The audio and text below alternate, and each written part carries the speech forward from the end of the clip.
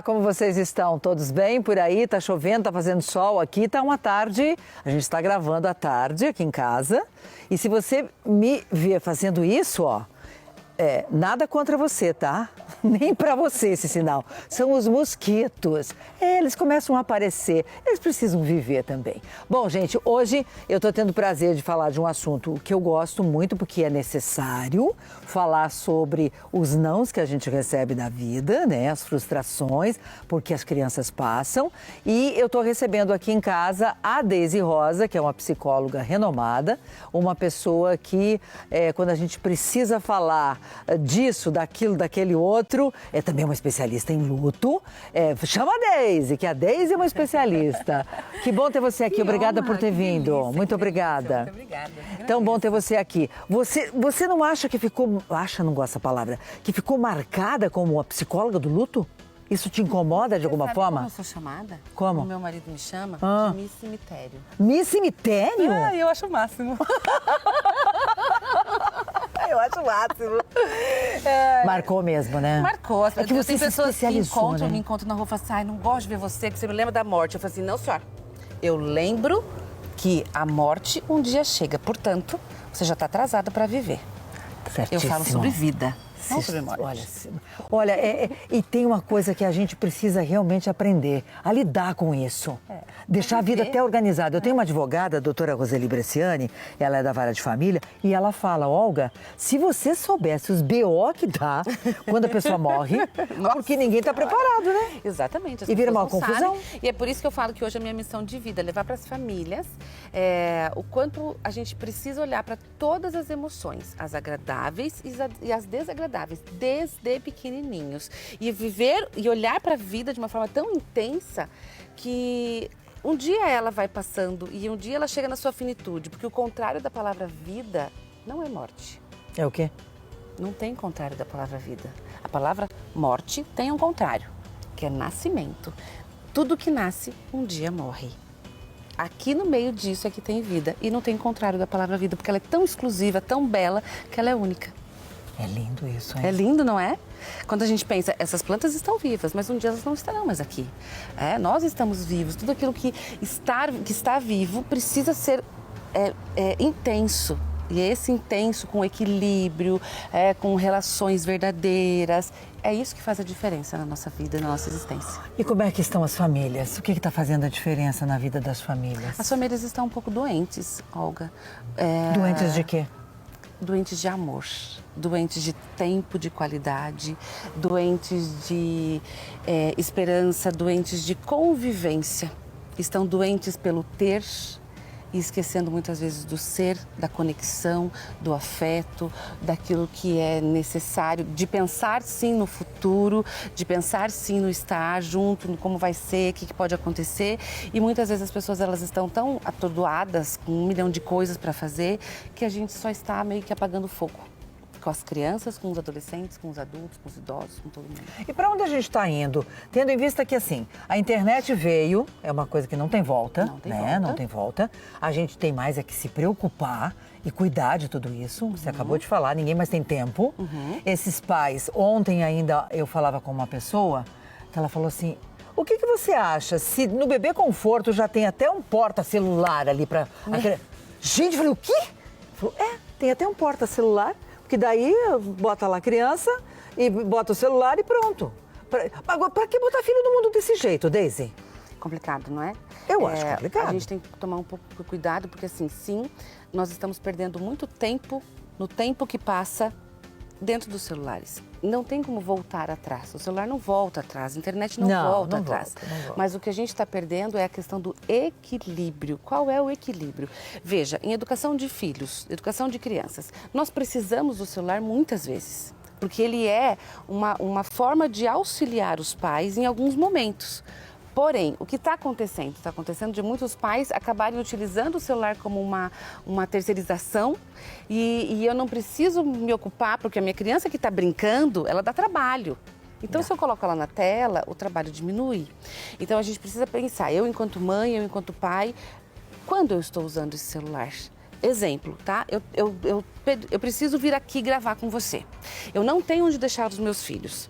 Aqui não é o ambiente melhor para eles ficarem brincando e fazendo barulho, porque nós vamos gravar.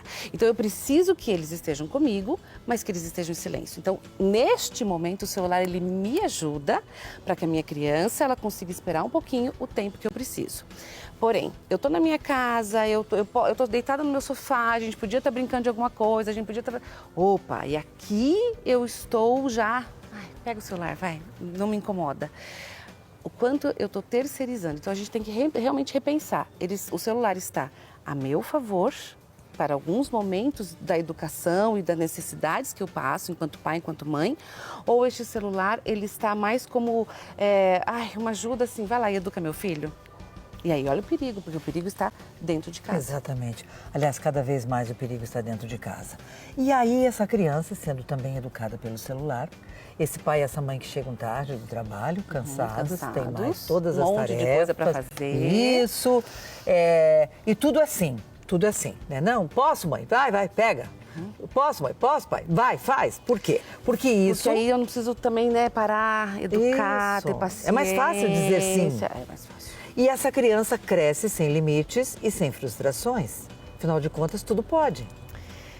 Só que a vida não é isso. As frustrações são algo, Olga, eu já fui muito criticada por profissionais da minha área, onde eu falo com muita certeza e tranquilidade de que todas as crianças precisam de limites, afetos, que andam em conjunto. Limites entra um pouco a questão da frustração, sim, de você ter que falar alguns nãos, de você ter que mostrar para a criança que até ali ela pode ir. E a frustração assistida. O que é uma frustração assistida? Enquanto eles são pequenininhos, eles estão aqui em volta. Então eu consigo dominar. E eu preciso frustrar o meu filho em algumas situações, enquanto eu estou perto, até para saber como ele lida com essa frustração, o que ele faz diante da frustração, quanto tempo ele demora, né? Ele se desregula emocionalmente, quanto tempo vai para se regular novamente. E por quê? Porque quando eu vou falando alguns nãos, você não pode ser o primeiro da fila todos os dias, você não pode comprar um presente toda vez que você sai de casa. Por quê? Porque pode ser que lá na frente, sei lá, acontece alguma coisa e ele fica sem dinheiro. E aí vai vir uma frustração gigante, ele não sabe o que fazer com isso. E aí, como ele não vai saber o que fazer com isso, ele vai fazer o quê? Ele vai se matar? Se lá na frente eu tenho tudo, aí, quando ele chega na adolescência, existem coisas, Olga, que eu como mãe, eu não consigo proteger os meus filhos. Aí ele vai apaixonar pela menininha, ou pelo menininho, enfim, e aí essa pessoa não tá nem aí, não quer nem saber dele. Ele vai levar um não na vida. Porque a vida frustra, né? Você não tem tudo o que você quer, eu não tenho tudo o que eu quero e todo mundo que está assistindo também não tem tudo o que quer. Aliás, ao longo da vida, a gente tem um monte de não, né? É um monte de não. Ai, é doído. Em qualquer idade. Em todas as idades, inclusive das crianças. Só que o que veio acontecendo, isso tudo está acontecendo porque aí essa criança, ela chega para o mundo, ela recebe o não e ela não sabe o que fazer com isso. E ela não dá conta dessa frustração, porque ela nunca teve essa frustração. Por isso que a frustração assistida, ou seja, amorosamente eu digo não, amorosamente eu não faço as vontades do meu filho toda hora, amorosamente eu vou colocando o espaço do que ele pode e o que ele não pode. Mas aí, dizer não para um filho não é fácil, porque tem um detalhe, ele te contrapõe na hora. Ele diz assim, não, por quê? Não é? Porque sim. Era o que minha mãe dizia. Porque sim. Mandando. Aí, já era complicado lá na tua época. Quer dizer, agora é pior. Porque sim não é resposta. E porque você vai argumentar ainda baseado no Google. Isso. E daí? Como é que faz? Muitas vezes você vai precisar, sim, enfrentar esse movimento de dizer não porque hoje eu não quero, não porque hoje não é momento. Só que aí que vai uma importância. As crianças, elas pegam no ar alguns movimentos, porque muitas vezes assim, eu apanhei porque eu fiz algo errado, eu apanhei porque minha mãe estava com raiva, num dia ruim. Eu não deixo meu filho comprar um negócio hoje porque eu estou sem dinheiro, ou porque eu não estou afim, ou porque eu estou chateada por alguma coisa da vida, mas amanhã eu deixo. Eu confundo a cabeça da criança também. Peraí, mãe fica com raiva de filho? Claro que fica. Você não tem vontade de jogar teus filhos pela janela de vez em quando? Uma vez eu escutei uma socióloga falando bem assim, que toda mãe, todo pai, mãe bom, tem vontade, de vez em quando, de jogar o filho pela janela. Ou engolir de novo, né? Eu falo engolir de novo, eu queria também. Mas que todo pai ruim, mãe ruim, joga pela janela. Aí eu pensei, nossa, ufa. Eu só tenho vontade ainda, tá bom. Veja, as emoções, elas fazem parte. E as crianças, a gente tem inúmeras expectativas e, ao mesmo tempo, inúmeras frustrações com os nossos filhos. Por quê? Porque nós esquecemos que eles são um outro ser humano, que tem uma parte de mim, sim, mas ele está formando o jeito dele. E o jeito dele, os pensamentos dele, as vontades deles, não necessariamente serão exatamente como as minhas. As minhas verdades que eu construí na minha história, não necessariamente serão as verdades dos meus filhos. E isso é extremamente frustrante para nós pais. Eu digo que é muito mais frustrante para nós pais do que para eles, porque eles estão em construção. Como a Olga um dia já esteve em construção, a Deise já esteve em construção, todo mundo está em construção do quem eu sou, o que eu vou fazer, o que eu quero fazer, enfim. E a comparação entre os filhos? Isso é péssimo. Ah, não, porque o teu irmão eu fiz assim e dava certo, e o teu irmão me respeitava, você não me respeita? Olga, é o que faz os irmãos não se darem bem. Quem dita... entre aspas, o que eu vou dizer, porque cada caso é um caso, certo? Uhum. Mas, geralmente, quem faz a relação dos irmãos ser uma relação agradável ou mais desagradável são os pais. Lembrando, irmãos, por si só, brigam. Isso é bíblico, certo? Você vai ter... E os irmãos são muito diferentes. Por que os irmãos são diferentes? Veja, se eu sou a filha boazinha e eu ganho a atenção do meu pai e da minha mãe sendo boazinha, nasce um outro filho, esse filho vai ter que achar um outro jeito de também ser visto pelo pai e pela mãe. Porque todo ser humano quer ser reconhecido, quer ser amparado, principalmente pelas figuras originais, que é pai e mãe.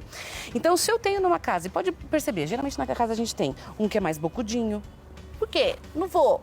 A gente tem um que é mais bonzinho, tá bom. E a gente tem o também. Sabe quem que é o O mundo tá caindo. Oi? Então, é comum nas casas a gente ter o também. E o que acontece, né? Cada um vai achando, eu tô brincando aqui, mas cada um vai achando um jeito de ser visto socialmente. Por isso que os irmãos são tão diferentes.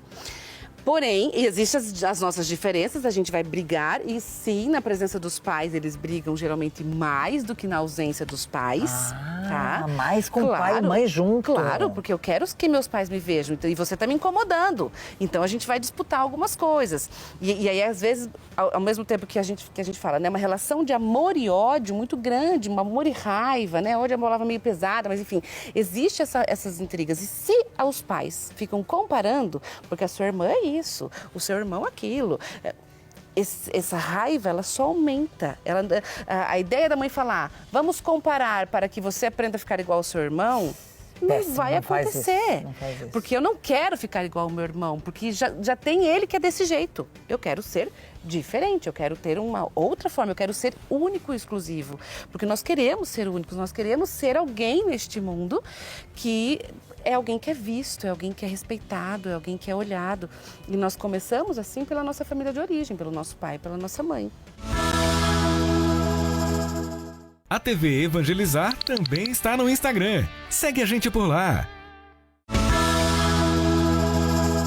Você viu que tá rolando na internet a síndrome da menina boazinha?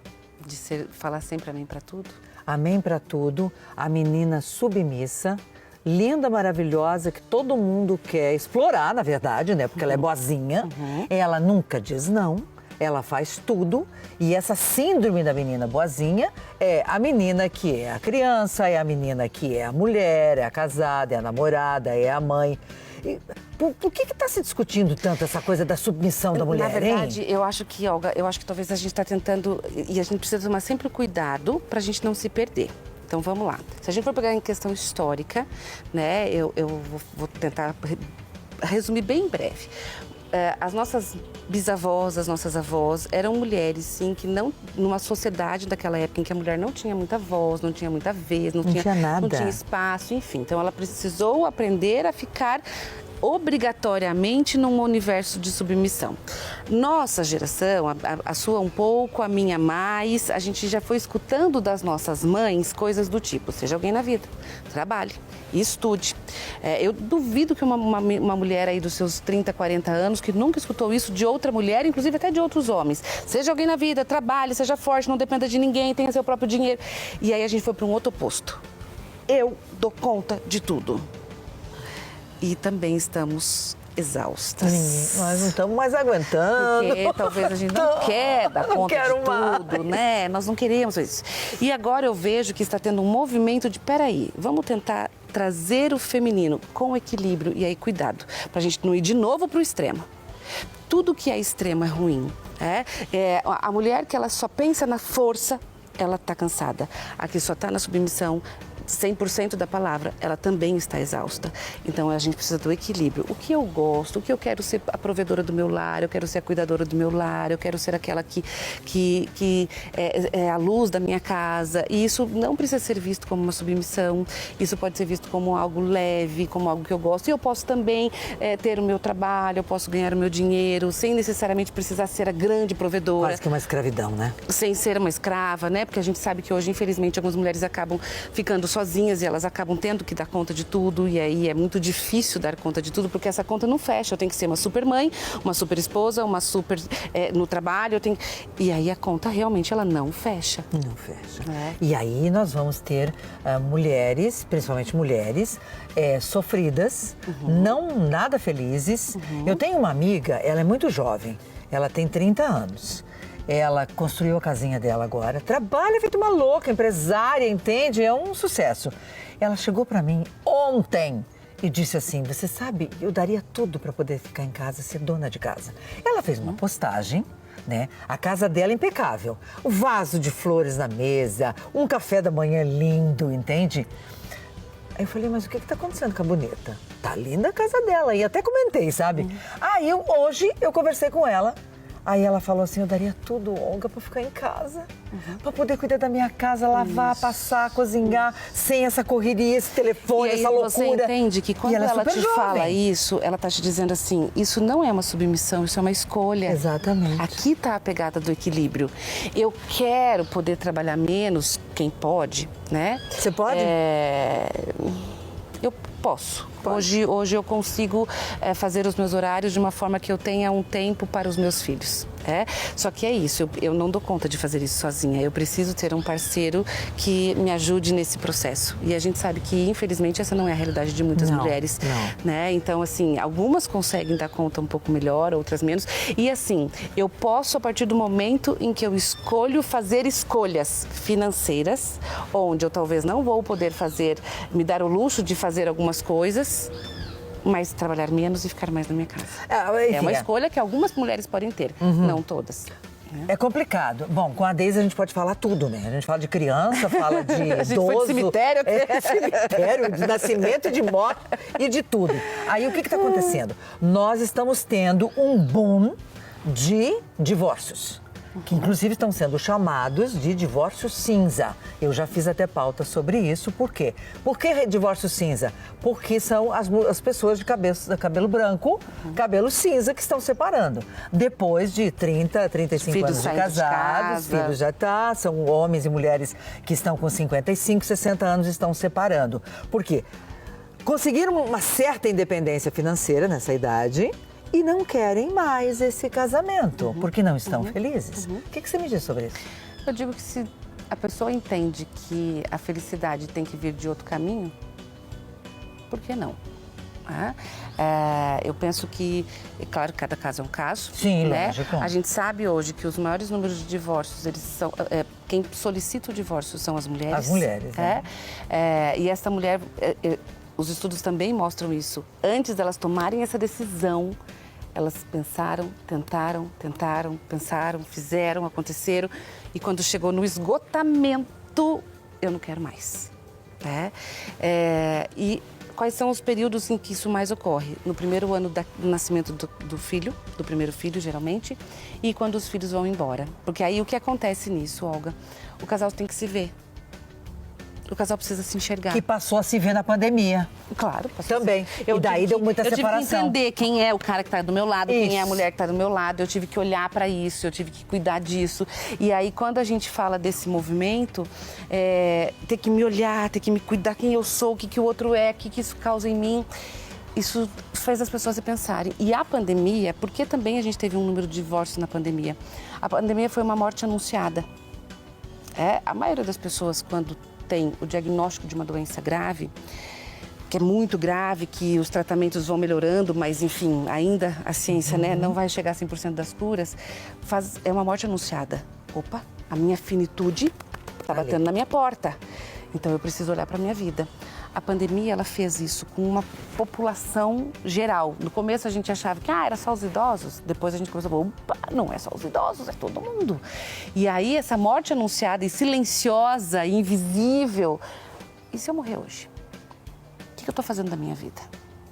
E se eu estou lá no meus 60, com meus cabelos brancos, é isso que eu vou viver os restos dos poucos anos que eu tenho? Não quero. Quero fazer diferente.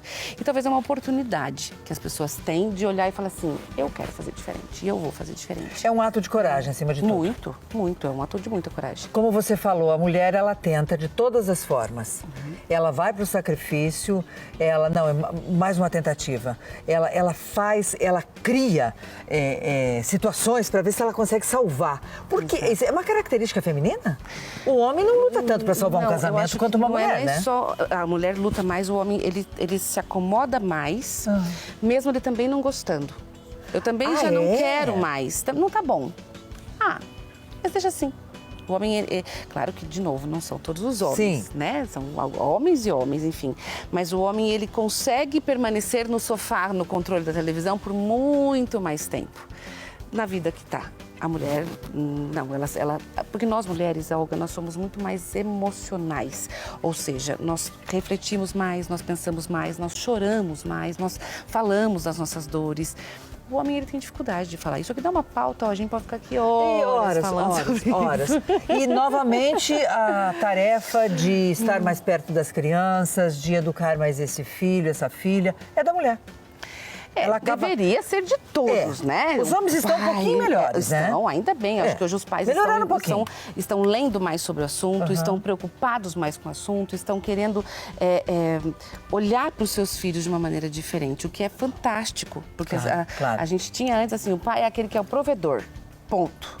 Hoje nós temos o provedor e o pai que brinca, o pai que educa, o pai que fala não, o pai que repensa, o pai que se preocupa com os problemas do dia a dia. Ainda não são todos, esse universo não faz parte do mundo masculino geral, mas já temos. Já melhoramos. Nossa, muito. Como a Deise falou, nós poderíamos ficar aqui horas e vamos voltar qualquer dia desses. Agora, quando a Deise chegou aqui, a gente começou a gravar, ela falou assim que lá atrás, quando? 95? 95. O que aconteceu em 95? Eu aprendi a cantar o hino nacional. Olha que maravilha! Foi um presente! E você queria me encontrar pelas ruas? Eu ficava procurando você pelas ruas, você não está entendendo. Você queria ganhar o dinheiro. Eu queria mostrar que eu sabia cantar o hino. Claro que eu queria ganhar dinheiro também, né? Mas eu nem lembro do dinheiro. Eu lembro que, eu falei assim, não é possível que ninguém acerte esse negócio. Não é possível. Não, deixa eu estudar esse negócio aqui. Alguém tem que saber. Alguém tem que saber. E cada vez que entrava alguém, errava. Eu não pode. E você aprendeu? Eu aprendi. Você não sabia também? Não. Eu tinha 15 anos. Eu não sei. Eu sabia o que todo mundo sabe. Cantava tudo errado. Sem os detalhes, enfim, aprendi. Hoje cantei o hino nacional na minha formatura. Ai, que lindo! Cantei o hino nacional em várias colações de graus dos meus alunos, em alguns eventos, enfim. Fico emocionada, viu? Fico emocionada por ter essa passagem incrível na sua vida. Bom, até uma próxima e obrigada por hoje. Eu que agradeço.